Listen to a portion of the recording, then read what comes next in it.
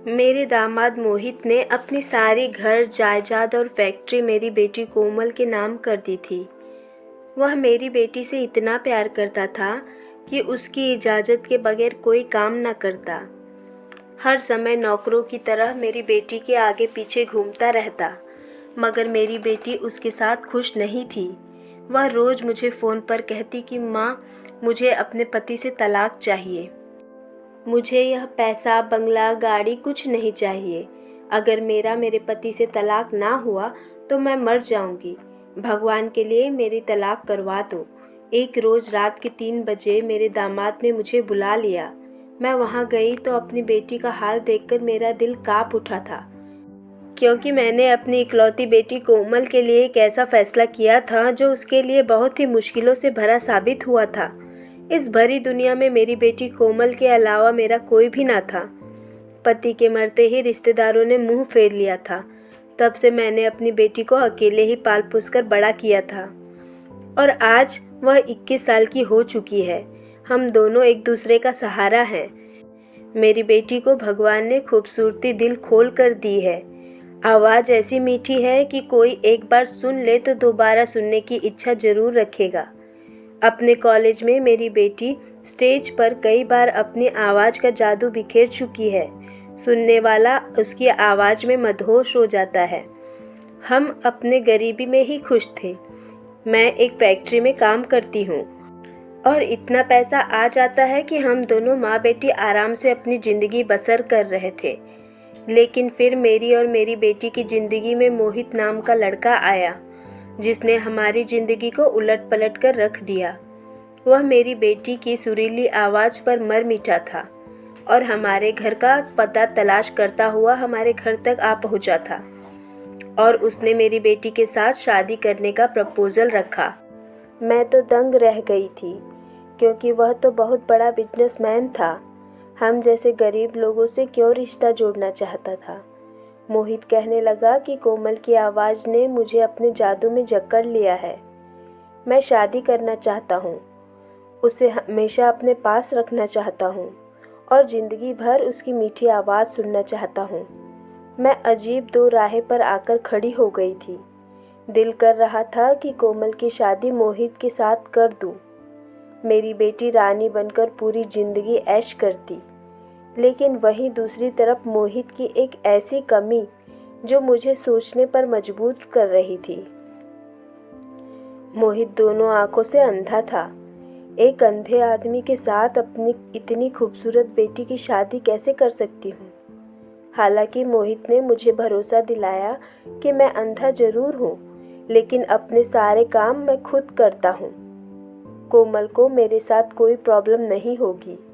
और फिर मोहित की प्रॉपर्टी और उसका ऐशो आराम देखते हुए मैंने दिल पर पत्थर रख लिया और कोमल की शादी मोहित के साथ तय कर दी। आज मेरी बेटी की शादी थी और मैंने शादी में पैसे पानी की तरह बहाया था। लोग मेरी बेटी को देख देख कर हैरान हो रहे थे। उसकी शादी का लहंगा, जिसकी कीमत सुनकर लोग अपने दांतों तले उंगलियां दबा रहे थे और उसके जेवरात को देखकर दंग रहे थे, जबकि यह सच कोई जानता नहीं था। यह सब पैसा और तैयारी मेरे होने वाले दामाद की तरफ से हुई है। मैंने अपने बेटी की शादी एक बहुत ही अमीर लड़के से तय की थी। मेरा दामाद अमीर तो बहुत था, मगर वह खूबसूरत बिल्कुल नहीं था, जबकि मेरी बेटी लाखों में एक थी और अभी उसकी उम्र भी बहुत कम थी, बस 21 साल की हो पाई थी। सब लोग हैरान थे कि मैं इतनी खूबसूरत चांद जैसी बेटी ऐसी मामूली शक्ल सूरत वाले मर्द से क्यों कर रही थी। मेरी बेटी विदा हुई तो मैंने चैन की सांस ली। अब मुझे पूरी उम्मीद थी कि हमारी ज़िंदगी बदल जाएगी और मैं भी अपनी बेटी की वजह से ऐशो आराम की ज़िंदगी गुजार सकूंगी। शादी के दूसरे दिन मैं अपनी बेटी से मिलने पहुंची तो मुझे एक झटका सा लग गया था, क्योंकि मेरी बेटी और मेरा दामाद घर पर नहीं थे। वहाँ मौजूद नौकरों ने मुझे बताया कि मालकिन और मालिक घूमने फिरने गए हैं। मुझे हैरत हुई कि वह शादी के अगले दिन ही घूमने के लिए निकल गए थे। मैं मायूसी से घर लौट आई और घर आकर अपनी बेटी को कॉल करने लगी। मेरी बेटी ने कॉल बहुत देर बाद उठाई थी। दूसरी तरफ मेरी बेटी की घूट घूट सी आवाज़ सुनाई दी। मैं कोमल से उसका हालचाल पूछ रही थी तो मुझे महसूस हुआ कि जैसे वह बहुत ही उदासी से बात कर रही हो।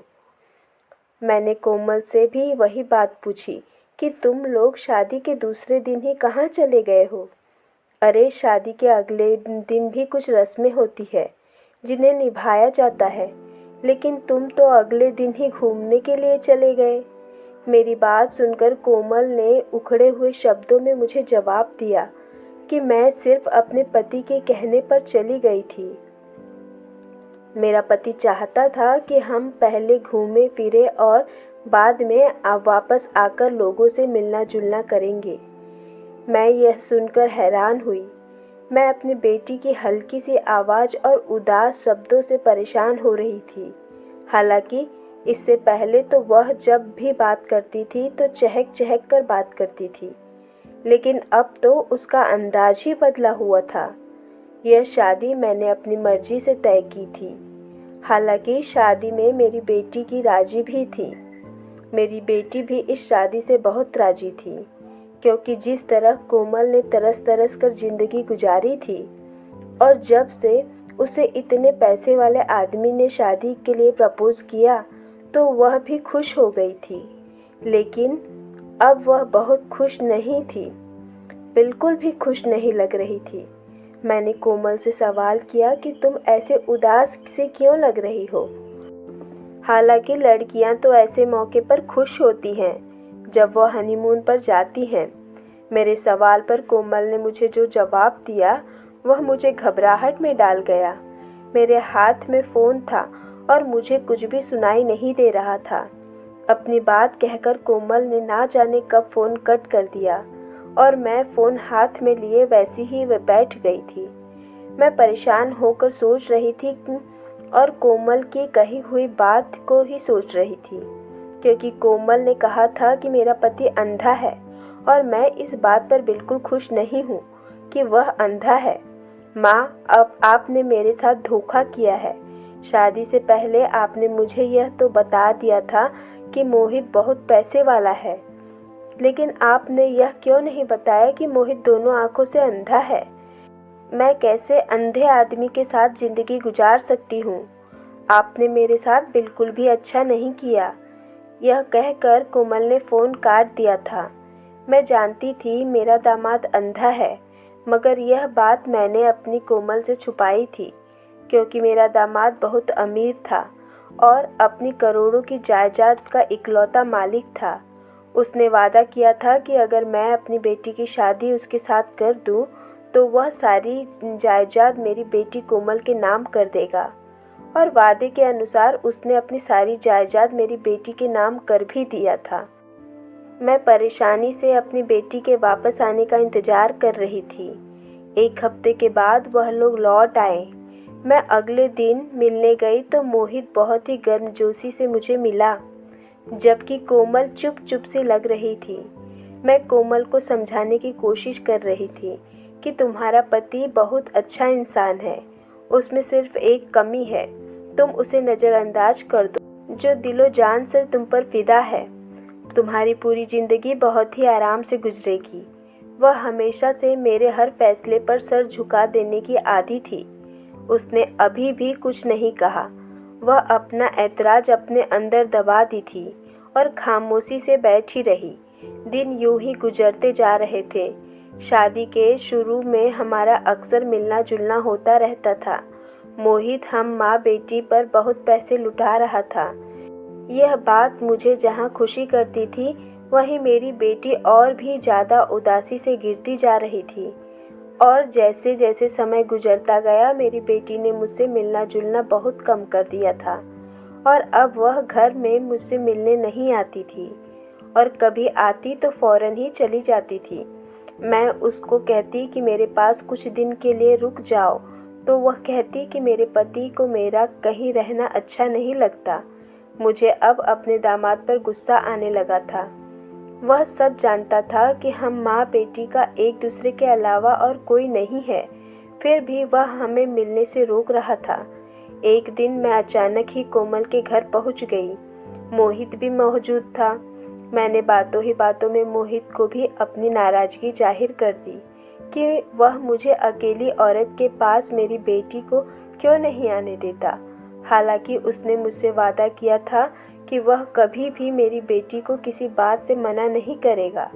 मेरी शिकायत करने पर मोहित चौंक गया था और मेरी बेटी कोमल एकदम से बौखला गई थी। मोहित ने मुझे विश्वास दिलाया कि मैं कभी भी कोमल को आपसे मिलने के लिए नहीं रोकता। वह यह बात कोमल के सामने ही कह रहा था, जिसका मतलब साफ था कि वाकई मेरा दामाद कोमल को नहीं रोकता था। मैं हैरत से अपनी बेटी को देख रही थी, जो सर झुकाए बैठी थी। मैं समझ नहीं पा रही थी कि कोमल ने मुझे आखिर क्यों झूठ बोला। मैं अकेले में कोमल से यही सवाल कर रही थी तो वह पहले तो चुप रही, पर जब मैंने ज़्यादा जिद की तो वो मुझसे बोली कि अब मैं शादीशुदा हूँ। वैसे भी मुझे यह बातें अब शोभा नहीं देती कि मैं हर वक्त मायके में जाकर रहने लगूँ। मुझे ऐसा महसूस हुआ जैसे वह मुझसे जान छुड़ा रही हो। मैं कोमल से अब नाराज़ होने लगी और बोली कि अब जब तुम्हारे पास पैसा आ गया है तो तुम बदलने लगी हो, अपनी माँ को भूलने लगी हो। अब तुम्हें अपनी माँ का छोटा सा घर अच्छा नहीं लगता। कोमल की इस सोच पर मुझे बहुत ज़्यादा दुख हुआ और इस दुखी मन से मैं अपने घर वापस लौट आई और सोच लिया कि अब कोमल से मिलने नहीं जाऊंगी। मुझे लगता था कि कोमल से मिलने नहीं जाऊंगी तो कोमल मुझे खुद ही मिलने आएगी, मगर कुछ दिन गुजर गए और कोमल मुझसे मिलने नहीं आई। मैं इंतज़ार करती रही कि शायद कोमल ज़रूर आ जाएगी, लेकिन कोमल नहीं आई। पूरा 1 महीना गुजर गया। थक हार कर मुझे ही कोमल से मिलने जाना पड़ा, क्योंकि वह मेरी इकलौती बेटी थी और मेरे बुढ़ापे का इकलौता सहारा थी। ऐसा करते करते कोमल की शादी को 5 महीने गुजर गए और इस समय में उसके अंदर बहुत ज़्यादा बदलाव देख चुकी थी।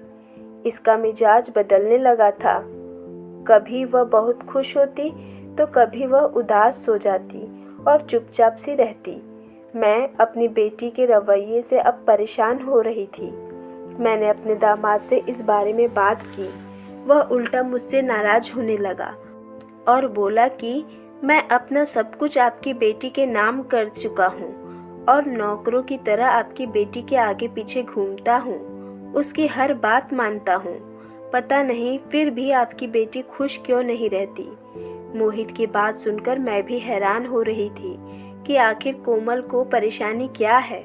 मैं जब कोमल से पूछती तो वह भी मुझे कुछ ना बताती और ना ही अब मुझसे कोई गिला शिकवा करती थी।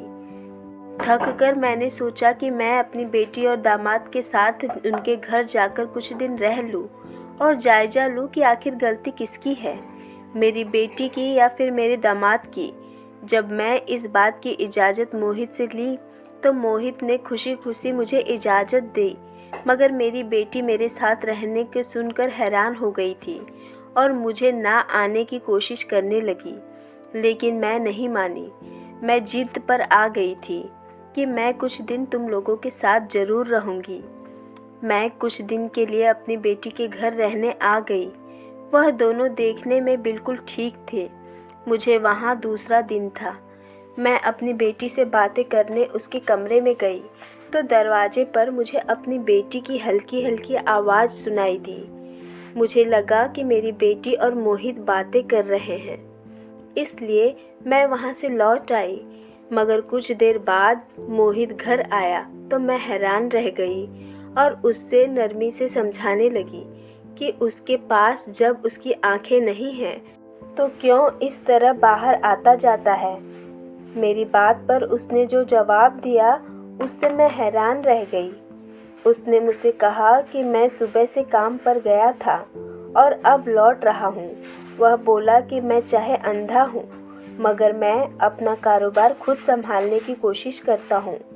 मैं रोज़ाना काम पर जाता हूँ। मैं यह सुनकर शौक से रह गई थी, क्योंकि मैंने खुद अपनी बेटी को किसी मर्द से बातें करते हुए सुना था। मैं अपने दामाद से सामने तो चुप रही, लेकिन जब मौका मिला तो अकेले में मैंने कोमल से पूछा कि वह अपने कमरे में किससे बात कर रही थी। मेरे सवाल पर कोमल ने मुझे देखा और बोली कि मैं अपने कमरे में अकेली थी और फ़ोन पर किसी दोस्त से बात कर रही थी। उसकी बात पर मैं खामोश हो गई, मगर यह सिलसिला रुका नहीं। घर में जब मेरी बेटी अकेली होती तो मुझे अक्सर वह किसी न किसी से बात करते सुनाई देती थी। वह अक्सर अपने कमरे का दरवाज़ा बंद रखती थी, मगर मैंने जब जब गौर किया तो मुझे हर बार उसके साथ किसी मर्द की आवाज़ भी सुनाई देती थी। मैं बहुत परेशान हो गई थी। मैंने अपनी बेटी को समझाने की कोशिश की, मगर वह यह कहती थी कि वह किसी से बात नहीं करती। वह मेरी बात पर साफ इनकार कर देती थी। अब मुझे घबराहट होने लगी थी कि आखिर सच क्या है। लगभग 1 महीने बाद कोमल ने मुझे फ़ोन किया और जो बात उसने मुझसे कही वो सुनकर मेरे होश उड़ गए। कोमल रो रही थी, मुझसे बोल रही थी कि अब मैं थक चुकी हूँ, मुझे अपने पति के साथ अब और नहीं रहना, मुझे तलाक चाहिए। वह बहुत ज़्यादा उदास थी। मेरे समझाने पर एकदम से चीख उठी और बोली कि मेरा पति अब मुझसे और सहन नहीं होता। मैं अब धीरे धीरे दिमागी मरीज बनती जा रही हूँ। मैं उसके साथ अब और नहीं रह सकती। मैं अपनी बेटी के शब्दों पर हैरान रह गई थी। मैं घबराई हुई थी। मैं कोमल के घर पहुंची तो मेरे होश उड़ गए, क्योंकि सामने का मंजर ही कुछ ऐसा था। कोमल रो रही थी और एक लड़का उसको चुप कराने की कोशिश कर रहा था। सर को सफ़ेद रंगत, घुंघराले बाल, बड़ी बड़ी काली चमकदार आँखें। वह बिल्कुल कोमल के करीब खड़ा था। कोमल उसे अपने पास से अलग कर रही थी। मैंने झटके से उसे लड़के को कोमल से दूर हटाया। मैंने कहा, दूर हटो मेरी बेटी से, तुम मेरी बेटी के साथ क्या कर रहे हो। कोमल जल्दी से मुझे लिपट कर रोने लगी थी, जबकि वह लड़का अपनी नज़रें झुकाए खड़ा हुआ था। मैंने कहा, आखिर तुम कौन हो और मेरी बेटी के घर में क्या कर रहे हो। तब कोमल ने रोते हुए अब बताया, मम्मी यह कोई और नहीं बल्कि आपका दामाद मोहित ही है। यह धोखेबाज इंसान है। मैं इसके साथ अब नहीं रह सकती। यह सुनकर मेरे ऊपर पहाड़ ही टूट पड़ा था। मैंने मोहित की तरफ देखा। यह वह मोहित बिल्कुल नहीं था जिससे मैंने अपनी बेटी की शादी की थी। वह मोहित तो सांवली रंगत का था और आंखों से अंधा था। अपनी आंखों पर काले चश्मे लगाया करता था। सर पर एक अजीब तरह की टोपी पहन कर रखता था। जबकि मेरे सामने जो लड़का खड़ा था वो तो किसी शहजादे से कम नहीं लग रहा था। मेरा दामाद तो बिल्कुल ठीक था। उसके पास उसकी आंखों की रोशनी भी थी और मैं यह देखकर हक्का बक्का रह गई थी। मैं हैरान सी अपने दामाद के पास आई और उससे पूछा कि तुम्हारी आंखों की रोशनी अचानक से वापस कैसे आ गई और यह सब कब हुआ। मेरे सवाल पर कोमल ने नफरत भरी नज़रों से अपने पति को देखा और अटल अंदाज में बोली कि मुझे इससे हर हाल में तलाक चाहिए। मैं मोहित के सामने अपनी बेटी के मुंह से यह बात सुनकर एकदम बौखला सी गई। मुझे कुछ समझ नहीं आ रहा था कि मैं क्या जवाब दूँ। मैं खामोशी से कोमल को देखने लगी और फिर मैंने कहा, यह क्या बकवास कर रही हो। आखिर ऐसा भी क्या हो गया कि तुम तलाक लेने की बात कर रही हो। फिर मैंने अपने दामाद से भी माफ़ी मांगी और उनसे कहने लगी कि मेरी बेटी की बातों पर ध्यान मत देना। मगर कोमल बार बार तलाक के लिए कही जा रही थी। मैंने गुस्से से कोमल को देखा और मैंने शक्ति से उसे चुप कराया तो वह रो पड़ी और चीख चीख कर अपने पति को धोखेबाज, मक्कार और ना जाने क्या क्या बोलने लगी। मुझे उसके शब्दों से ज़्यादा मोहित की खामोशी परेशान कर रही थी, क्योंकि वह मेरी बेटी के ऐसे शब्दों पर भी कुछ नहीं बोल रहा था। मुझे समझ नहीं आ रहा था कि आखिर यह सब क्या हो रहा है। अब मुझे अंदाज़ा हो रहा था कि कोमल के साथ कुछ तो गलत हुआ है, जो वह ऐसे तड़प तड़प कर रो रही थी और तलाक की बात कर रही थी। मैंने कोमल से सच्चाई जानने की कोशिश की तो वह गुस्से से फट पड़ी और पहले दिन से लेकर अब तक की सारी कहानी सुना डाली। उसके खुलासे ने मुझे जी जान से हिलाकर रख दिया था। मैंने फटी फटी आंखों से अपने दामाद को देखा तो वह सर झुका कर खड़ा था।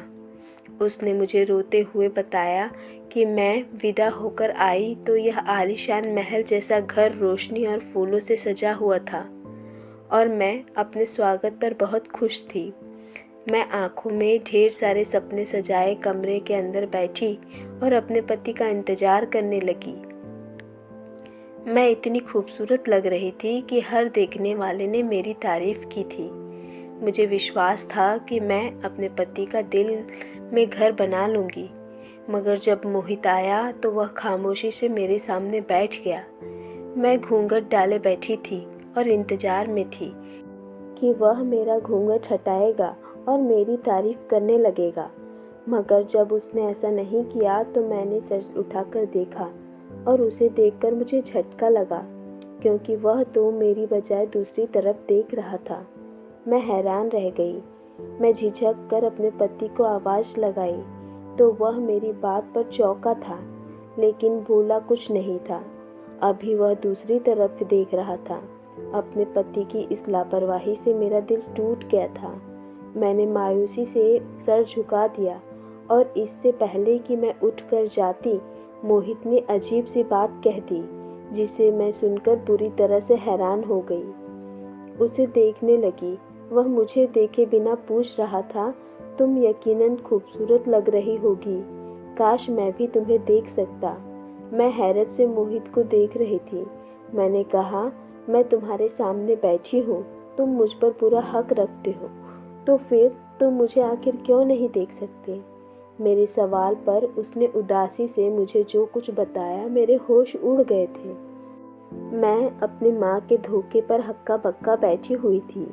मेरी माँ ने मेरे साथ इतना बड़ा धोखा किया था। मेरी शादी एक अंधे आदमी से कर दी। मेरा पति आंखों से अंधा था। उसकी दुनिया अंधेरी थी। मुझे बहुत तेज रोना आ गया था कि जब मेरा पति मुझे देख ही नहीं सकता तो मेरे सजने संवरने का क्या फ़ायदा, और ऐसे हुस्न का भी क्या फ़ायदा जिसे सराहने वाला कोई ना हो। मैं मोहित के सामने से हट गई और फूट फूट कर रोने लगी। मुझे पैसे की कभी लालच नहीं रही। मैं एक सिंपल सी लड़की थी। मैंने हमेशा अपनी तारीफ़ें सुनी थी।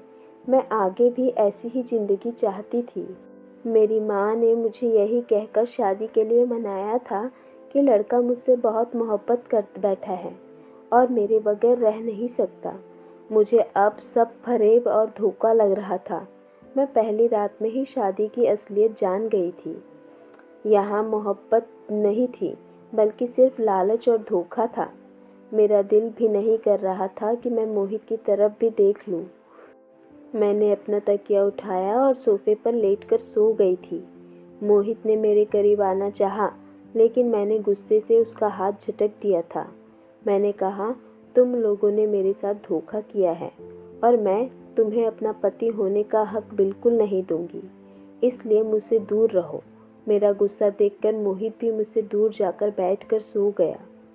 मेरी उदासी पर मेरे अंधे पति ने मुझे खुश करने और मेरा मिजाज अच्छा करने के लिए अपनी सारी जायदाद मेरे नाम कर दी और मुझे घूमने के लिए मेरी पसंदीदा जगह पर भी लेकर गया। मगर वहाँ से वापस आकर भी मैं एकदम उदास सी अपने कमरे में पड़ी रहती थी। मैंने अपना ख्याल रखना छोड़ दिया, सजना संवरना भी छोड़ दिया था। एक दिन मेरे मोबाइल पर अचानक मैसेज आया जिसमें मेरी खूब तारीफ़ें की गई थी और मुझे कहा गया था कि तुम अब तैयार क्यों नहीं होती हो। तुम जैसी हुस्न की मूरत पर लापरवाही नहीं जचती। मैं वह मैसेज देखकर चौंक गई थी, क्योंकि वह जो कोई भी था लफ्ज़ों से खेलना और जादू करना अच्छी तरीके से जानता था। मगर वो था कौन? इस घर में मेरे और मोहित के अलावा कोई नहीं था। फिर कौन था जो मुझे हर वक्त अपनी नज़र से घेरे रखता था और मेरी एक एक हरकत पर उसकी नज़र थी। मैंने उस मैसेज को नज़रअंदाज कर दिया क्योंकि मैंने शादीशुदा लड़की थी, मगर मेरे नज़रअंदाज करने के बावजूद वह मुझे लगातार मैसेज करता रहा और मुझे तैयार होने पर उकसाता रहा। एक दिन मुझे इस नंबर से मैसेज आया कि तुम रेड कलर के कपड़े में बहुत हसीन लगती हो, और उस मैसेज में मेरे हुस्न पर शायरी भी की गई थी और मुझे रेड कलर के कपड़े पहनने की विनती भी की गई थी।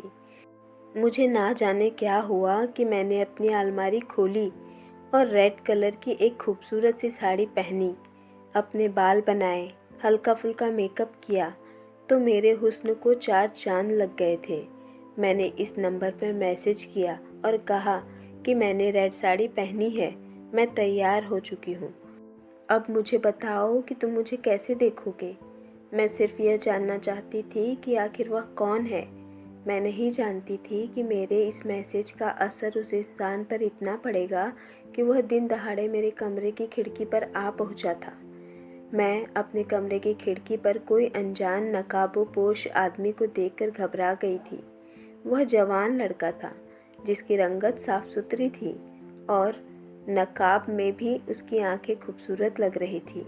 मुझे अंदाज़ा हुआ कि वह जो भी है खुद भी बड़ा प्यारा था और साथ ही बहादुर भी था, जो मुझसे मिलने मेरे घर तक पहुंच गया था। मैं उसे वापस भेजना चाहती थी, मगर मैं ऐसा कर नहीं पाई और उसे अपने कमरे में बिठा लिया। वह अपना चेहरा दिखाने पर राजी नहीं था, मगर उसकी आंखों में मेरे लिए मोहब्बत और दीवानगी साफ नज़र आ रही थी। वह खुलकर मेरी तारीफ़ें करता रहा। मुझे उसका साथ अच्छा लगने लगा था और उसके बाद तो यह एक रूटीन जैसा ही बन गया था। वह लड़का दिन रात मुझसे फ़ोन पर बात करता और जब मेरा पति काम पर जाता वह मेरे घर चला आता था। वह मुझे बेपनाह मोहब्बत करने लगा था और मैं भी उसकी तारीफ़ और जादू भरी बातों में डूब चुकी थी, लेकिन मैंने कभी अपनी हद पार नहीं की थी। हालांकि वह लड़का मेरे करीब आना चाहता था, लेकिन मैं उसे हमेशा दूर दूर रखती थी। एक रात जब मोहित बिजनेस के सिलसिले में शहर से बाहर गया था, तब वह लड़का रात को मेरे कमरे में आया था और आते ही उसने मुझे अपनी बाहों में भर लिया। कहने लगा, कोमल, अब तुम्हारे बिना नहीं रहा जाता। आज वो सब कुछ हो जाने दो जिसके लिए मैं कब से तड़प रहा हूँ। मैं तुमसे दीवानों की तरह मोहब्बत करता हूँ और तुम हमेशा मुझसे दूर रहती हो। लेकिन मैंने उस लड़के को खुद से दूर धक्का दे दिया था। मैंने कहा था यह सब गलत है, मैं शादीशुदा हूँ। मैं अपने पति से भले ही मोहब्बत नहीं करती, लेकिन मैं उसे धोखा भी नहीं दे सकती। उस लड़के की हरकत पर मुझे गुस्सा भी आ गया था और मैंने उसे गुस्से में घर से जाने के लिए कह दिया था। मेरा गुस्सा देखकर वह डर गया और मुझसे माफ़ी मांगने लगा। कहने लगा, आज के बाद मैं कभी ऐसी हरकत नहीं करूँगा। मैं भी तो उसकी मोहब्बत में डूबी हुई थी। मैंने भी फ़ौरन उसे माफ़ कर दिया था, लेकिन इस शर्त पर कि वह कभी मुझे टच नहीं करेगा। उसके बाद वह लड़का आराम से मेरे कमरे में आता, कुछ देर तक हम बातें करते और वह चला जाता। वह लड़का कहता था कि कोमल, जब तक तुमसे बात ना करूं तो मेरा दिल बेचैन रहता है, तुम मुझसे नाराज़ मत हुआ करो। उसकी जादू भरी बातों से मेरा दिल भी पिघलने लगता था और अब तो मैंने अपनी माँ के घर भी आना जाना कम कर दिया था। मैं उसके लिए सजने संवरने लगी थी। कभी कभी मेरा ज़मीर मुझे अंदर से टोकता था कि यह सब ठीक नहीं है, मगर मैं अपने ज़मीर को थपथपाकर सुला देती। मैंने अपने मन में सोचा कि मेरी माँ ने भी मेरे साथ धोखा किया, एक अंधे आदमी से मेरी शादी करवाकर। मैं अपने पति को छोड़कर उस लड़के की आदी होती जा रही थी। मुझे अपने पति की अब आम सी शक्ल सूरत और अंधेपन से अब हर वक्त शिकायत रहने लगी थी। मुझे अपने पति की संगत अब बर्दाश्त नहीं होती थी, जबकि मैं हर वक्त उस लड़के के आने का इंतज़ार करती रहती थी। यह बात मुझे बुरी तरह रुलाने लगती थी कि मुझे जिससे मोहब्बत हुई थी वह मेरा कोई नहीं था। और जो मेरा पति था, जो मुझ पर हक रखता था, वह मुझे उससे क्यों इतनी नफ़रत थी। मैं उलझी उलझी सी रहने लगी थी। मेरी माँ ने भी मेरे अंदर काफ़ी बदलाव महसूस किए थे। वह मुझे हर वक्त समझाने लगती, वह मुझे मेरे पति की मासूमियत दिखाती और एहसास दिलाने लगती कि उस इंसान ने हमें तब स्वीकार किया था जब हम दोनों माँ बेटी बुरी हालत में थे। उसने न सिर्फ हमें अपनाया बल्कि हम पर पैसे लगाकर हमें एक बेहतरीन ज़िंदगी भी दी थी। अपनी माँ के समझाने पर मैं और उलझ जाती। मैं अपने पति से मोहब्बत करना चाहती थी, उसके साथ वफादार रहना चाहती थी, मगर मैं जैसा इंसान चाहती थी वैसा मेरा पति बिल्कुल भी नहीं था, बल्कि वह नकाबपोश लड़का था। वही था जो मेरा हुस्न देख सकता था। मुझे अपने इस गलती का एहसास होता था। मेरे दिल दिमाग की जंग में मैं धीरे धीरे दिमाग की मरीज बनती जा रही थी। उन्हीं दिनों मेरी माँ हमारे घर रहने आ गई। मैं परेशान थी कि अब मैं उस लड़के से कैसे मिलूंगी। मैंने यह बात उससे की तो उसने मुझे तसल्ली दिलाई और बोला कि हमने तुम्हारे पति को बेवकूफ़ बनाया है तो तुम्हारी माँ को भी खबर नहीं होगी। मुझे डर था कि मेरी माँ सच तक पहुँच न जाए। जब मेरा पति बाहर जाता है, वह लड़का छुपकर खिड़की के रास्ते से मेरे कमरे में आता था। उसकी हरकतों से मेरी माँ को मुझ पर शक हो गया था, मगर पूछने पर जब मैंने साफ मना कर दिया तो वह और भी शक में पड़ गई थी। मगर मैंने उस लड़के को सख्ती से मना किया और उसे बुरा भला कहा कि उसकी वजह से मैं सबकी नज़रों में गिरती जा रही हूँ और पाप की भागीदार बन रही हूँ। वह लड़का मेरी बात सुनकर चला गया और फिर कभी वापस नहीं आया और पीछे मैं उसकी यादों में सुलगने लगी थी। मुझे समझने में बहुत देर हो चुकी थी कि वह अपनी मोहब्बत का जहर मेरे दिलो दिमाग में घोल चुका था। एक दिन मैं सिर दर्द की गोलियों की तलाश कर रही थी कि मुझे अपने पति की अलमारी से कुछ सामान मिला। जब मैंने वह सामान उठाया तो मेरी आंखों के आगे अंधेरा सा छा गया था, क्योंकि वह सारा सामान वही था जो वह नकाब वाला लड़का इस्तेमाल करता था। मुझे लगा मेरे पति ने उसे मरवा दिया है। मैं तड़प तड़प कर रोई थी और अपने पति से उस लड़के के बारे में सवाल करने लगी। मैंने उस दिन मोहित से साफ कह दिया कि मुझे उससे मोहब्बत है, मैं उसके बिना मर जाऊंगी। मैं तुम्हारे साथ नहीं रहना चाहती, मुझे तलाक दे दो। मेरी हालत दीवानों जैसी थी। मेरे दिल में कहीं ना कहीं यह बात बैठ गई थी कि मोहित ने उस लड़के को जान से मरवा दिया है और यह बात मेरे लिए बहुत बड़ा सदमा साबित हुई थी। मैं पागलों की तरह चीखती चिल्लाती रही थी और मेरे यह हालत देखकर मोहित मुझे संभालने लगा और तब उसने मुझे बताया कि वह लड़का कोई और नहीं बल्कि मैं खुद ही था। मैं अपना हुलिया बदलकर तुम्हारे साथ रह रहा था और अपने असल रूप में छुप कर तुमसे मिलने आता था। इतना बात कहकर मेरी बेटी रोने लगी थी और मैं अपने दामाद को देख रही थी, जो बाकी बहुत ही खूबसूरत लड़का था। वह शर्मिंदगी से बोला कि मैं वाकई में कोमल से बहुत मोहब्बत करता हूँ, मगर मेरे शरारती दोस्त ने मुझे अपनी पत्नी को आजमाने का मशवरा दिया था। तब मैंने अपनी शक्ल को थोड़ा सा बिगाड़ कर अंधा बनकर कोमल से शादी की थी, लेकिन मैं अपने इस ड्रामे से कुछ ज़्यादा ही आगे निकल गया। मैंने इस समय कोमल का दिल बहुत दुखाया था। कोमल भी रो रही थी। कोमल कहने लगी, यह झूठ और मक्कार है, इसने मुझे धोखा दिया है। अगर मैं उसकी मोहब्बत में उस रात बहक जाती और वह सब कुछ कर जाती जो मुझे नहीं करना चाहिए था, तब तो यह मुझे छोड़कर ही चला जाता, क्योंकि मैं इसकी आजमाइश की कसौटी पर खरी ना उतरती। यह मुझे चरित्रहीन कहकर छोड़ चला जाता, तब मैं क्या करती? ऐसा कहकर कोमल रोने लगी थी। मोहित ने कोमल के आंसू साफ किए और कहने लगा, कोमल मुझे माफ़ कर दो, मैं तुमसे बहुत मोहब्बत करता हूँ।